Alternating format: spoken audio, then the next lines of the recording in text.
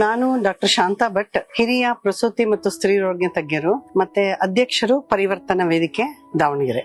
ನಾನು 2014ರಲ್ಲಿ ಸರ್ಕಾರದ ಹುದ್ದೆಯಿಂದ ನಿವೃತ್ತಳಾದೆ. ಸೊ ಅಕ್ಟೋಬರ್ 2014ರಿಂದ ಕಸ ರಸ ಅಭಿಯಾನ ಅಂತ ಪ್ರಾರಂಭ ಮಾಡಿ ಅನೇಕ ಮಹಿಳೆಯರಿಗೆ, ಪ್ರಾರಂಭದಲ್ಲಿ ಗೃಹಿಣಿಯರಿಗೆ ತಮ್ಮ ಮನೆಯ ಹಸಿ ಕಸವನ್ನ ಹೇಗೆ ಕಾಂಪೋಸ್ಟ್ ಮಾಡ್ಕೊಂಡು ಮನೇಲೆ ಗೊಬ್ಬರ ಮಾಡ್ಕೊಂಡು ಗಿಡ ಬೆಳಿಬಹುದು ಅನ್ನೋದಕ್ಕೆ ಪ್ರಾತ್ಯಕ್ಷಿಕೆಗಳು ಕೊಡಕ್ ಶುರು ಮಾಡಿದೆ. ಸೊ ನಿವೃತ್ತಿ ಆದ್ಮೇಲೆ ಅದು ಹಾಗೆ ಬೆಳ್ಕೋತಾ ಇದಕ್ಕೆ ಕಸ ರಸ ಅಂತ ಅಭಿಯಾನ ಅಂತ ಹೆಸರಿಟ್ಟು ಎಲ್ಲ ಕಡೆಗೂ ದಾವಣಗೆರೆಯ ಎಲ್ಲ ಶಾಲೆಗಳು, ಮಹಿಳಾ ಸಂಘಗಳು, ಅಂಗನವಾಡಿಗಳು, ಸಂಘ ಸಂಸ್ಥೆಗಳು, ಕಾಲೇಜಸ್ಸು ಎಲ್ಲ ಕಡೆಗೆ ಹೋಗಿ ನಾವು ತ್ಯಾಜ್ಯ ನಿರ್ವಹಣೆ ಬಗ್ಗೆ, ತ್ಯಾಜ್ಯ ವಿಂಗಡಣೆ ಮಾಡೋದು ಹೇಗೆ, ಆ ವಿಂಗಡಣೆ ಮಾಡಿದ ತ್ಯಾಜ್ಯವನ್ನ ಹೇಗೆ ನಿರ್ವಹಣೆ ಮಾಡ್ಬೋದು, ಅದ್ರ ಮೇಲಾಗಿ ನಾವು ಕಿಚನ್ ವೇಸ್ಟ್ ಅನ್ನ ಕಾಂಪೋಸ್ಟ್ ಮಾಡುವ ಬಗ್ಗೆ, ಹಸಿ ಕಸವನ್ನ ಸಾವಯವ ಗೊಬ್ಬರವಾಗಿ ಪರಿವರ್ತಿಸುವ ಬಗ್ಗೆ ಕಾರ್ಯಗಳನ್ನ ಮೊದಲು ಮಾಡ್ತಾ ಬಂದ್ವಿ. ಹೀಗೆ ಮಾಡ್ತಾ ನಾವು ಅದನ್ನ ಗೊಬ್ಬರ ತಯಾರಾಗಿದ್ದು ಹೇಗೆ ಏನ್ ಮಾಡ್ಬೇಕು ಅಂತ ವಿಚಾರ ಮಾಡಿ ಅದಕ್ಕೆ ತಾರಸಿ ತೋಟ ಅಥವಾ ಪೌಷ್ಟಿಕ ಕೈತೋಟದ ಒಂದು ಪ್ರೋಗ್ರಾಮ್ ನ ಸೇರಿಸಿದ್ವಿ. ಸೊ ನಿಮ್ಮ ಮನೆಯಲ್ಲಿ ಹಸಿ ಕಸ ನೀವೇ ನಿರ್ವಹಣೆ ಮಾಡಿ ಇದರಿಂದ ಗೊಬ್ಬರ ಬಂದಿದ್ದನ್ನ ಉಪಯೋಗಿಸ್ಕೊಂಡು ಪೌಷ್ಟಿಕವಾದ ತರಕಾರಿಗಳನ್ನ ಬೆಳ್ಕೊಳ್ಳಿ, ತರಕಾರಿ, ಹಣ್ಣು, ಹೂವು ಅಂತವೆಲ್ಲ ಬೆಳ್ಕೊಳ್ಳಿ ಅಂತ ಜನಕ್ಕೆ ಪ್ರೇರೇಪಣೆ ಮಾಡಿ ಅವ್ರು ಅದನ್ನ ಮಾಡೋ ಹಂಗೆ ನಾವು ನೋಡ್ಕೋತಾ ಇದ್ವಿ. ನಮ್ಮ ಮುಖ್ಯ ಉದ್ದೇಶ ಬಂದು ಪ್ರತಿ ಮನೆಯಿಂದ ಉತ್ಪತ್ತಿಯಾಗುವ ಅಥವಾ ಪ್ರತಿ ಶಾಲೆ ಅಥವಾ ಬೇರೆ ಯಾವ್ದಾದ್ರು ಹೊರಗಡೆ ಕಮರ್ಷಿಯಲ್ ಎಸ್ಟಾಬ್ಲಿಷ್ಮೆಂಟ್ ಇಂದ ಉತ್ಪತ್ತಿಯಾಗುವ ಕಸವನ್ನ ಕಡಿಮೆ ಮಾಡೋದು, ಕಾರ್ಪೊರೇಷನ್ಗೆ ಹೋಗುವ ಕಸವನ್ನ ಕಡಿಮೆ ಮಾಡಿ, ಕಾರ್ಪೊರೇಷನ್ಗೆ ಕಸದ ಹೊರೆಯನ್ನ ಕಡಿಮೆ ಮಾಡಿ. ಸೊ ಕಸದ ಹೊರೆ ಕಡಿಮೆ ಆದ್ರೆ ಅವರ ಎಫಿಷಿಯನ್ಸಿ ಜಾಸ್ತಿ ಆಗತ್ತೆ ಅವಾಗ ಕಸ ನಿರ್ವಹಣೆಯಲ್ಲಿ.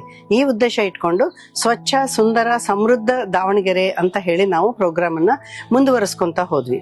ಹೀಗೆ ಮುಂದುವರಿತಾ ನಮ್ಗೆ ಕಾರ್ಪೊರೇಷನ್ ಇಂದಾನು ಸ್ವಲ್ಪ ಪ್ರೋತ್ಸಾಹ ಸಿಕ್ಕಿ ನಮ್ಮ ಅನೇಕ ಕಾರ್ಯಾಗಾರಗಳಲ್ಲಿ, ಕಿಚನ್ ವೇಸ್ಟ್ ಕಾಂಪೋಸ್ಟ್ ಕಾರ್ಯಾಗಾರಗಳಲ್ಲಿ ಅವರು ಭಾಗವಹಿಸಕ್ಕೆ ಪ್ರಾರಂಭ ಮಾಡಿದ್ರು. ಈಗ ಒಂದು 3-4 ವರ್ಷದಿಂದ ಸುಮಾರು 1,000ಕ್ಕೂ ಹೆಚ್ಚು ಮನೆಗಳಿಗೆ ನಾವು ಕಿಚನ್ ವೇಸ್ಟ್ ಕಾಂಪೋಸ್ಟ್ ಬಿನ್ ಅನ್ನ ಕೊಟ್ಟು ಕಾರ್ಯಾಗಾರಗಳನ್ನ ನಡೆಸಿ ಆ ಮನೆಯಲ್ಲಿ ಕಿಚನ್ ವೇಸ್ಟ್ ಕಾಂಪೋಸ್ಟ್ ಆಗೋ ಹಂಗೆ ನಾವು ನೋಡ್ಕೋತಾ ಇದೀವಿ. ಅದಲ್ಲದೆ ನಮ್ಮ ಪರಿವರ್ತನಾ ವೇದಿಕೆಯಿಂದ SS ಬಡಾವಣೆ A block 1 to 6th cross ಅಲ್ಲಿ ಒಂದು 550 ಮನೆ ಇದೆ. ಆ 500 ಮನೆಯಿಂದನೂ ಹಸಿ ಕಸವನ್ನ ಸಂಗ್ರಹಿಸಿ ಇಲ್ಲೇ ನಮ್ಮ ಈ 1 to 6th ಕ್ರಾಸ್ ಅಲ್ಲಿ ಆಶಾ ಕಿರಣ ಟ್ರಸ್ಟ್ ಶಾಲೆ ಇದೆ. ಆ ಶಾಲೆಯ ಎದುರುಗಡೆ ಇರುವ ಒಂದು ಸಣ್ಣ ಪಾರ್ಕ್ ಅಲ್ಲಿ ನಾವು ಸಮುದಾಯ ಕಾಂಪೋಸ್ಟಿಂಗ್, ಕಮ್ಯುನಿಟಿ ಕಾಂಪೋಸ್ಟಿಂಗ್ ಮಾಡ್ತಾ ಇದೀವಿ.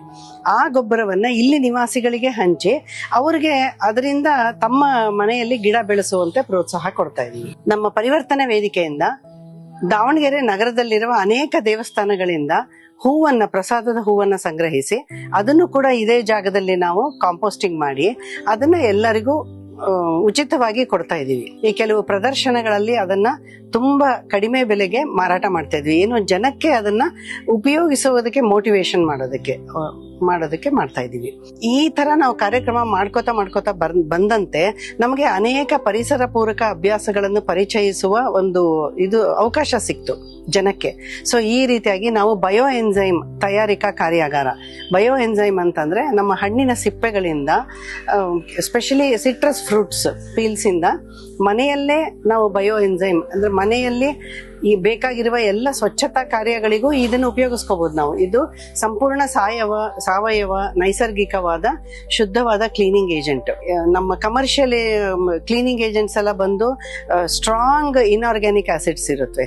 ಇದರಲ್ಲಿ ಮೈಲ್ಡ್ ಆರ್ಗ್ಯಾನಿಕ್ ಆಸಿಡ್ಸ್ ಬಂದು ಜೊತೆಗೆ ಸೂಕ್ಷ್ಮಾಣು ಜೀವಿಗಳು ಇದ್ದು ಇದು ನಮ್ಮ ದಿನನಿತ್ಯದ ನೆಲ ಒರೆಸೋದು, ಇಲ್ಲ ಬಟ್ಟೆ ಒಗೆಯೋದು, ಪಾತ್ರೆ ತೊಳೆಯೋದು, ಸಿಂಕ್ ತೊಳೆಯೋದು, ಬಾತ್ರೂಮ್ ಕ್ಲೀನ್ ಮಾಡೋದು, ಹೀಗೆ ಅನೇಕ ಕಾರ್ಯಕ್ರಮಗಳಿಗೆ, ಎಲ್ಲಾ ತರಹದ ಶುಚಿತ್ವದ ಕಾರ್ಯಕ್ರಮಗಳಿಗೂ ಇದು ಅನುಕೂಲ ಆಗುತ್ತೆ. ಇದರಿಂದ ಗೃಹಿಣಿಯರಿಗೆ ತಿಂಗಳ ಸೋಪ್ಸ್ ಅಂಡ್ ಡಿಟರ್ಜೆಂಟ್ಸ್ ಖರ್ಚು ಕಮ್ಮಿ ಆಗುತ್ತೆ. ಜೊತೆಗೆ ಪ್ರಕೃತಿಗೆ ಒಂದು ನೈಸರ್ಗಿಕವಾದ ಶುದ್ಧ, ನಿತ್ಯ ಶುದ್ಧ ಅಂತ ಇದಕ್ಕೆ ಹೆಸರಿಟ್ಕೊಂಡಿದೀವಿ. ಈ ನಿತ್ಯ ಶುದ್ಧವನ್ನ ನಾವು ಪಾತ್ರೆ ತೊಳೆದ ನೀರು, ಬಟ್ಟೆ ಒಗೆದಿದ ನೀರೆಲ್ಲ ನಾವು ಗಿಡಕ್ಕೆ ಹಾಕೋಬಹುದು. ಆ ನೀರು ಕೂಡ ಸರಿಯಾಗಿ ನಿರ್ವಹಣೆ ಆಗತ್ತೆ ಇದರಿಂದ.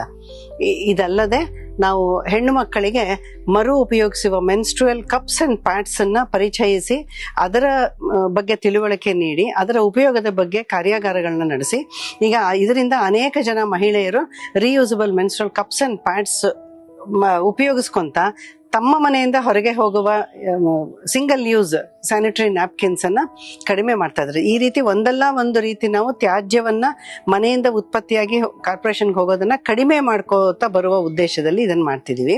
ಮತ್ತೆ ವಿಹಾ ಅಂತ ನಮ್ಮ ಸಿಸ್ಟರ್ ಕನ್ಸರ್ನ್ ಇದೆ, ಇನ್ನೊಂದು ವನಿತಾ ಪರಿಸರ ವೇದಿಕೆ.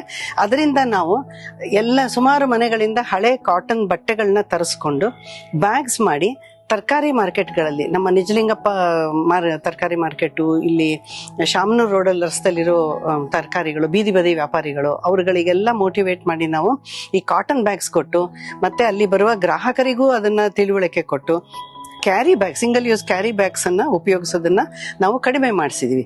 ಸಕ್ಸಸ್ ಆಗಿದ್ದೀವಿ ಇದರಲ್ಲಿ. ಹೀಗೇನೆ ನಾವು ತಾರಸಿ ತೋಟ, bio enzyme, reusable menstrual cups and pads, ಮತ್ತೆ ಎಲ್ಲರ ಮನೆಯ ಮುಂದೆ ಎಷ್ಟು ಸಾಧ್ಯವೋ ಅಷ್ಟು ಮರ ಗಿಡಗಳು, ಜೊತೆಗೆ ಎಲ್ಲೆಲ್ಲಿ ಖಾಲಿ ನಿವೇಶನಗಳಿದೆ ಬಡಾವಣೆಗಳಲ್ಲಿ ಅದನ್ನೆಲ್ಲ ನಾವು ಅಕ್ಕಪಕ್ಕ ಇರುವ ಜನರ ಬೆಂಬಲ ತಗೊಂಡು ಸ್ವಚ್ಛತೆ ಮಾಡಿಸಿ ಆ ಜಾಗವನ್ನ ಆ ಮನೆಗಳ ಕಾರ್ ಪಾರ್ಕಿಂಗು ಅಥವಾ ವೆಹಿಕಲ್ ಪಾರ್ಕ್ ಮಾಡ್ಕೊಳ್ಳೋಂಗೆ, ಅಥವಾ ಮಕ್ಕಳು ಆಟ ಆಡೋ ಹಂಗೆ, ಇಲ್ಲ ಒಂದಷ್ಟು ಹೂವಿನ ಗಿಡ ಹಾಕಿ ಆ ಸುತ್ತಮುತ್ತ ಜನ ಅದನ್ನು ಉಪಯೋಗಿಸೋ ಹಂಗೆ, ಇಲ್ಲ 4 ಕಲ್ವೆಂಚ್ ಹಾಕಿ ಸ್ವಚ್ಛವಾಗಿಟ್ಟು ಹಿರಿಯರು ಮಕ್ಕಳು ಅಲ್ಲಿ ಬಂದು ಕೂತ್ಕೊಂಡು ವಿಶ್ರಾಂತಿ ತಗೊಳ್ಳೋದು, ಆ ಥರ ಅದನ್ನ ಪರಿವರ್ತನೆ ಮಾಡ್ಕೋತಾ ಬರ್ತಾ ಇದ್ದೀವಿ. ಸೊ ಈ ಕೆಲಸ ಪ್ರಾರಂಭಿಕವಾಗಿ ನಾವು ಬರೀ SS ಬಡಾವಣೆ ಅಥವಾ ನಾವು ಎಲ್ಲೆಲ್ಲಿ ಸಭೆಗಳಿಗೆ ಹೋಗ್ತಿದ್ವಲ್ಲ ಅಲ್ಲಿಗೆ ಸೀಮಿತ ಆಗ್ತಿತ್ತು. ಈಗ ನಾವು SS ಬಡಾವಣೆ A block 1 to 6th cross ಅನ್ನ ಸಂಪೂರ್ಣ ಶೂನ್ಯ ತ್ಯಾಜ್ಯ ಬಡಾವಣೆ ಮಾಡುವ ನಿಟ್ಟಿನಲ್ಲಿ ಪ್ರಯತ್ನವನ್ನ ಪಡ್ತಾ ಇದ್ದೀವಿ.